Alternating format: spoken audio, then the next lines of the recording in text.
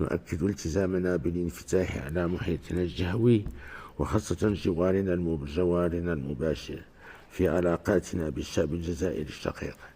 وبصفتي ملك المغرب فإن موقفي واضح وثابت، وأن الشعب الجزائري شعب شقيق تجمعه بالشعب المغربي علاقات إنسانية وتاريخية عريقة، وتربطهما أواصر اللغة والدين والجغرافيا والمصير المشترك.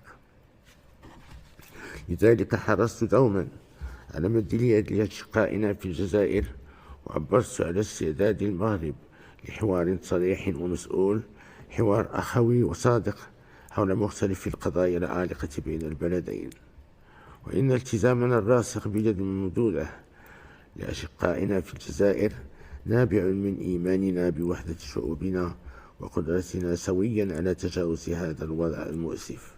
كما نؤكد تمسكنا بالاتحاد المغاربي، واثقين بأنه لن يكون بدون انخراط المغرب والجزائر مع باقي الدول الشقيقة.